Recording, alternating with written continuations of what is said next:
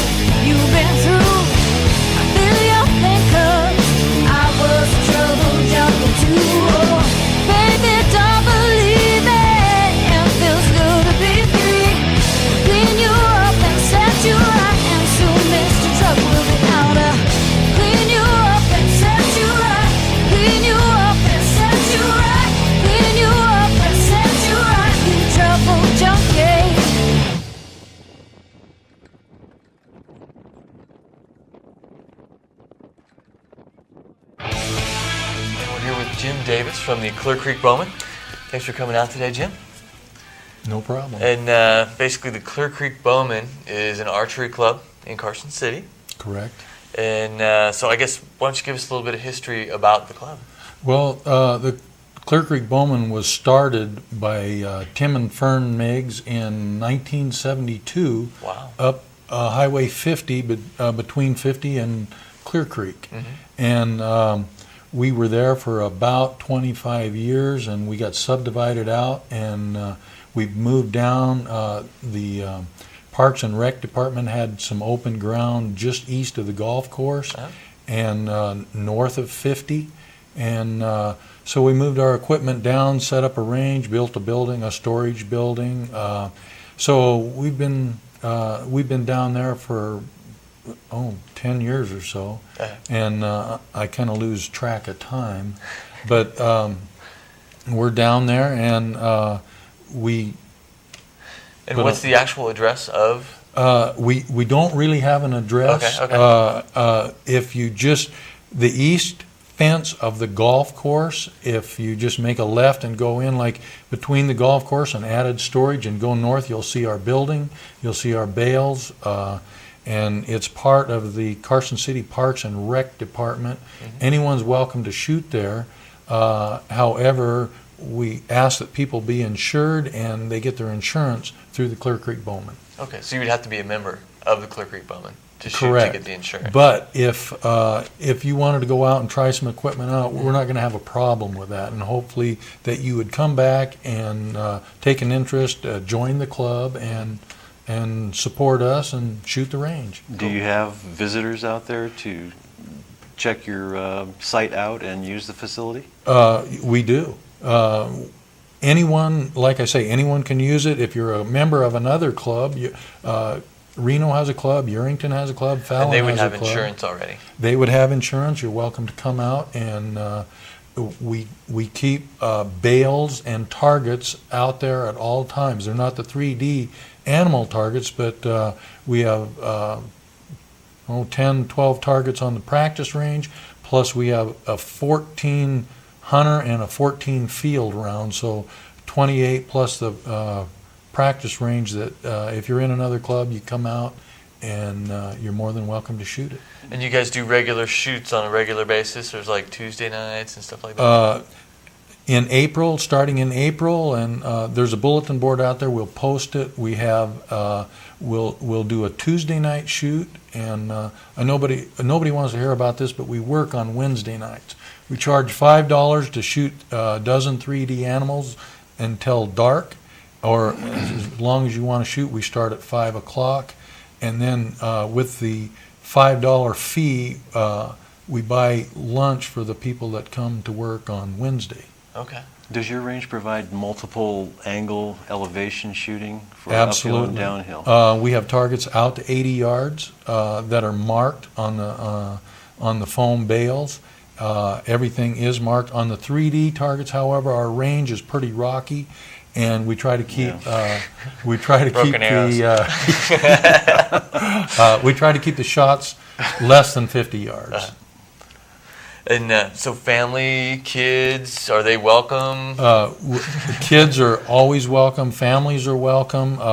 We give a family. We have a special rate for a family at the 3D shoots, and kids, if they can pull a bow, they can shoot, and they make small bows for small kids. You know, kids as little as 4 and 5 years old come, and the smaller kids, we just let them. We don't require that they shoot from a distance.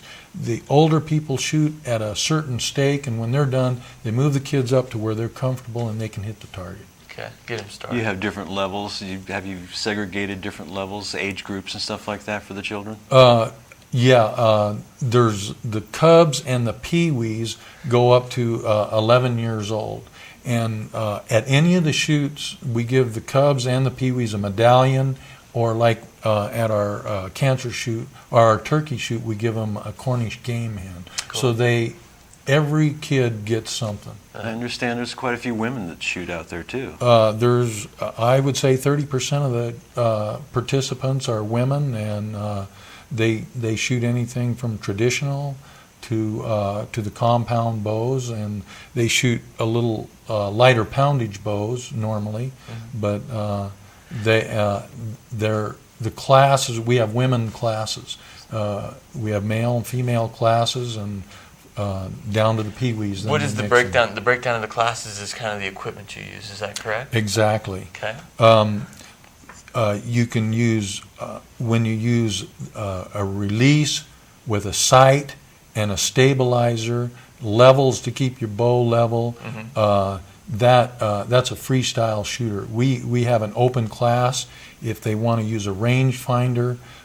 Some shoots you can use rangefinder, other shoots we say no, but if you want to shoot the open class, you can use your rangefinder, and if you're shooting a traditional bow and use a rangefinder, you're in the open class. Okay. And you're competing against the heavy tackle boys. Compound bows. Compound bows, carbon arrows, shooting 350 feet a second. Okay. So now you said sights. Correct. So these things actually have there's pegs that you look at. So there's a peep on the string, and then there's multiple pegs that you kind of do range. Correct, and they're set. The highest sight is 20 yards. The next sight would be normally 30, 40, 50, and they have movable sights. They have all different types of sights. And you can shoot any kind of rest. You can shoot any kind of through rest. all the classes. Yeah. Okay. And that would be where you put the arrow on. You rest the arrow on. Exactly. Let's see. Okay. You can show it here what the rest looks like on the bow. And that's a flipper rest. They have a capture rest that'll a fall away rest that when you put your arrow in and draw your bow, it has a string that pops the rest up, and when you release, it drops, so you have total fletching clearance and nothing touches the bow. Okay. That's something I believe they have, they call the biscuit, and there's other different kinds. There's the Exactly, traditional. it's a whisker biscuit. Exactly. Now, if someone wants to get in touch with you, how would they do that? They can call me at 883-0389, and actually they'll probably talk to my wife. She's the secretary, and she's the one that really actually has all the details. Jim and Carol. Jim and Carol Davis. Okay. And they got some stuff coming up March 16th, Hell or High Water shoot. May 11th, the cancer shoot, help out the local community. July 13th is a traditional shoot for recurves and longbows. So get out there, check it out. Give them a call at 883-0389. It's time to get revved up for the most exciting off-road event in Nevada. The Virginia City Motorcycle Club is proud to present the Grand Prix at Virginia City, an epic motorcycle race in the heart of the Old West. Starting on Main Street, the race twists and turns through the historic mountain town, through the hills, down the canyons, and back again. Bring your friends, bring your family, because there's no place more fun than the Grand Prix at Virginia City, April 26th and 27th. For more information and registration, go to vcgp.com. Are you tough enough?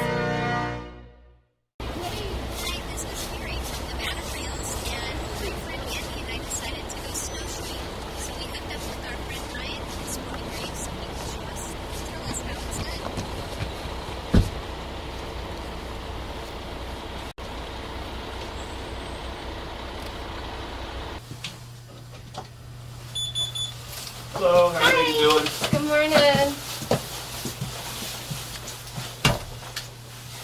So we're gonna rent some snowshoes today. Okay, great. All right. I picked a pair out based on your weight. Okay. Shoe size does not matter. You can fit the boots you're wearing in there.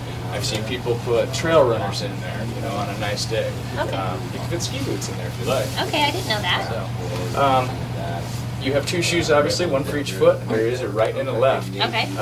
Buckles always go on your outside. These shoes do say right and left, but it's a little hard to see. So you don't trip? Correct. Yeah, they'll feel a little awkward thrown backwards. As you're sliding your foot in, you'll notice there is a little logo right there. You want your foot, the ball of your foot, centered right on that logo. Okay. That's your pivot point. Alrighty. And then the first thing you want to tighten, you Is got the it. straps? Just like that. Okay. There's a little frame break here. Okay. You can tuck that excess loop in there so it doesn't catch on anything. Okay, right like that? You got it. Okay. And then this little tab here, it's a little harder to pull. Give that a good tug and that'll tighten up your shoe. Okay. And then there's a little clip back there to Okay. put the excess I see into. that. You got it. Great. And so this is pretty much easy to do, and Yeah. what happens if I fall? Well, Is that going to be a... no, they're pretty easy to get up on. Because of the pivot, you can just get up like normal. Okay. You know, and yeah, you looks may like or may a good not. range of motion. It is. You walk pretty natural in them. Okay. You may or may not want poles. You know, some people like them, some people don't. Okay. Might help you from falling in the Yeah. first place. But it's just walking. It's pretty simple. Okay, great. So. So with a quick trip up Highway 50, we make the first turnoff to go to Spooner Lake State Park. The trail goes straight to the cabin. It's always a good idea to talk to the locals to see where the best places to go are. So we went in and talked to Max, the owner of the Spooner Lake Lodge. He gave us some direction, a map, told us where the best places to go were for our snowy and windy day. Spooner Lake's a nice hike. Yeah. Okay. It's a great hike. It just depends on the wind. I mean, if it's howling, it's miserable. You know, it's just wide open. It's really pretty when it's calm. After reviewing the maps, we decided that we would go to the Spooner Cabin. It's about a mile away from the lodge. And again, with any new sport, you don't want to start small because you don't know how strenuous it can be. And as beginners, we thought that this would be a great trip. Really, of course, Brian.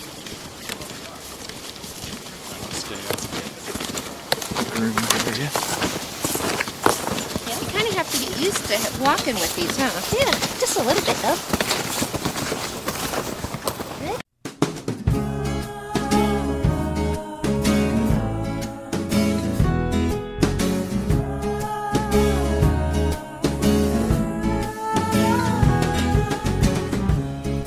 What a wonderful trail, 37 rooms, reptiles,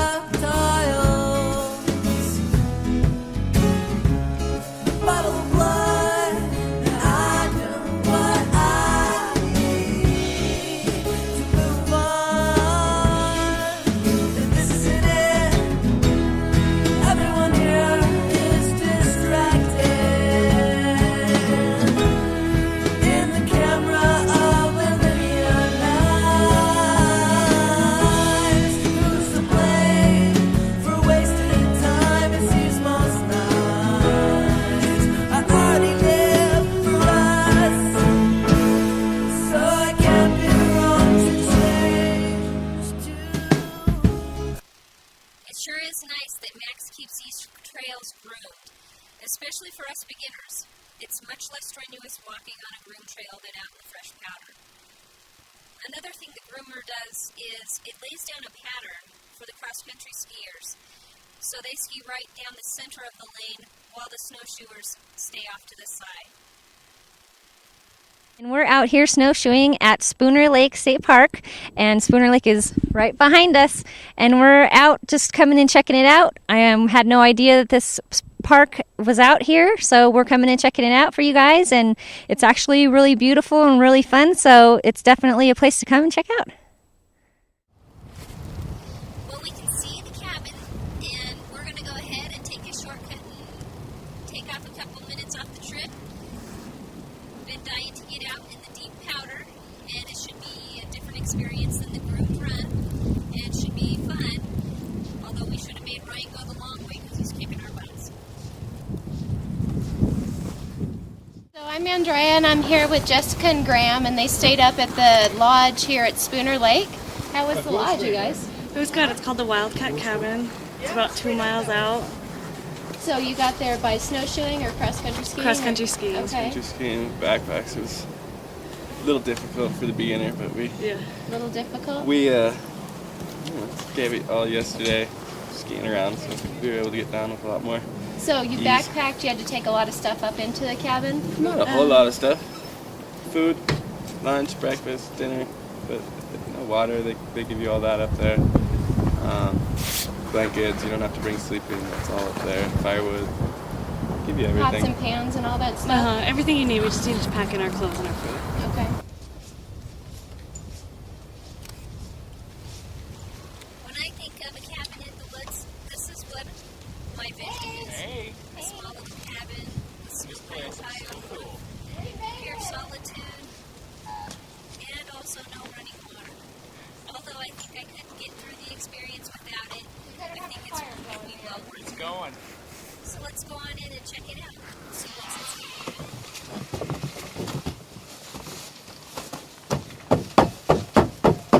Although it's not Starbucks, it does have a coffee pot, which of course everybody needs in the morning. It even has wine glasses, so if you bring up your own, have a good time. There's a place for you to pass out upstairs in the loft.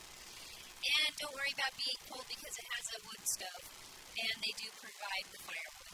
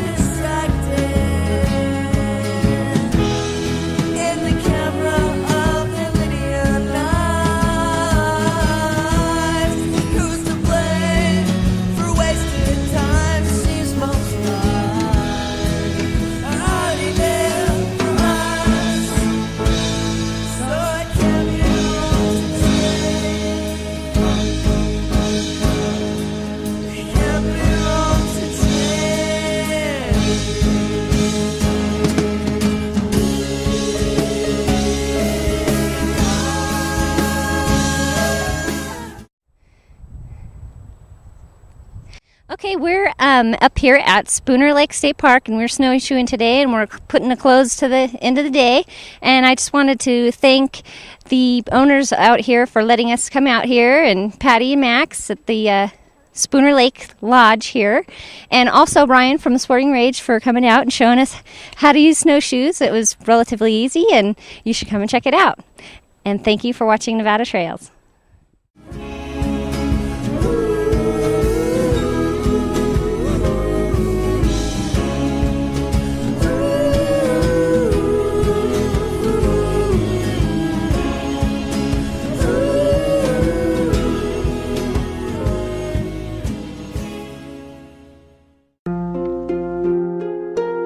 National forests. Our trails are in trouble. They're threatened by closure. Welcome to your national forests, providing world-class multiple-use trail systems enjoyed by both local residents and visitors from afar.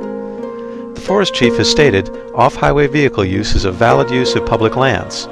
Your national forests offer tremendous opportunity for the OHV enthusiast. Many national forests have extensive trail systems that have existed for generations. In recent years, there has been tremendous growth in OHV recreation, yet many trails on public lands have been closed. The U.S. Forest Service and OHV enthusiasts recognize the growth of the sport cannot continue at the present rate without management. To manage OHV use, the Forest Service has developed a plan designating trails to remain open and imposing a ban on cross-country travel in every national forest. This is known as the Travel Management Plan. Like most public agencies, the Forest Service has limited funding for recreation. Because of the high cost of trail construction, it is unlikely any new trails will be built in the foreseeable future. Our existing trails are therefore likely to be the entire reservoir of multiple-use trails for future generations. Yet many national forests are planning to close up to 60% of the existing trails and roads. Based on a replacement cost of $34,000 per mile, these trails proposed for closure have an estimated value of tens of billions of dollars. This map shows one of the existing national forest multiple-use trail systems. This map shows the few trails proposed to be kept open to multiple use in this forest. Typically, these proposed closures eliminate loops and will be detrimental to the trail system and the environment due to increased impacts on remaining trails. Yet multiple-use trails allow all types of recreation, so every dollar spent on their maintenance benefits everyone instead of a few. Most existing multiple-use trail systems have been maintained by motorized volunteers for decades in partnership with their local forest. Many hikers and horse riders prefer to use these multiple-use trails because they are not overgrown like many non-motorized trails. Motorized volunteers look forward to continuing to perform this public service if the existing trail systems are allowed to remain open. Through OHV trail funds, motorized users provide up to 30% more funding for trail maintenance than all non-motorized groups combined. If trails are closed to motorized use, this much-needed funding will be lost. Our national forests encompass 192 million acres. Of that, about 107 million acres are designated wilderness, where motorized use and even mountain bikes are prohibited. 84 million acres remain for multiple use, where motorized use on designated trails are allowed. However, the total footprint of all existing motorized trails in a typical national forest is less than 0.1%. This illustrates our national forests do not have a significant number of multiple-use trails. The massive proposed closures of multiple-use trails in many forests will concentrate use, increase impacts, reduce user satisfaction, increase maintenance costs, and discourage volunteerism.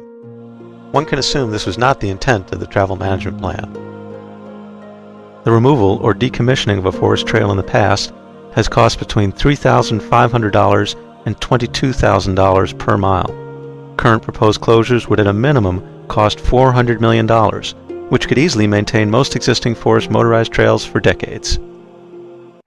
Based on forest user visitor number studies, over 23% of people in the U.S. enjoy off-highway vehicle recreation.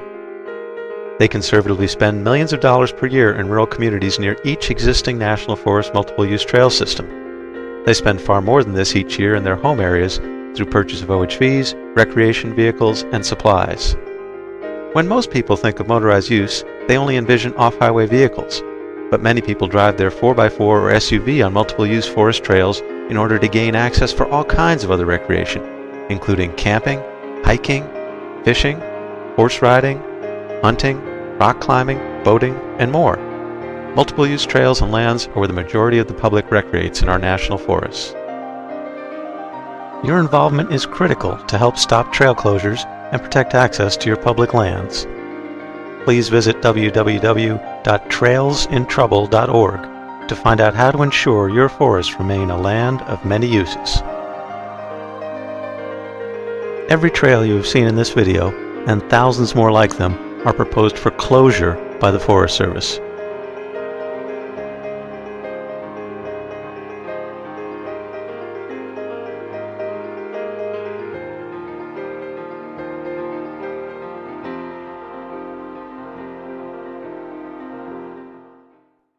I just wanted to say thanks again to the Pine Mountain Trails Association and the Brewery Arts Center for supporting the show.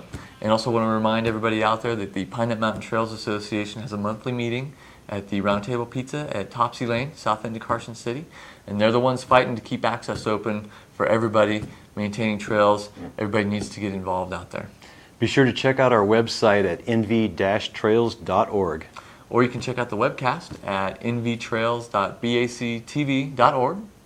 And you can email us at tv@nv-trails.org. And once again, people got to get involved out there. Don't want to lose your access just because you're sitting on the couch. And you can also send us your local club information if there's any rides or any kind of events coming up, and any music, bands and stuff want to send us in stuff for our videos. Thanks again for watching Nevada Trails.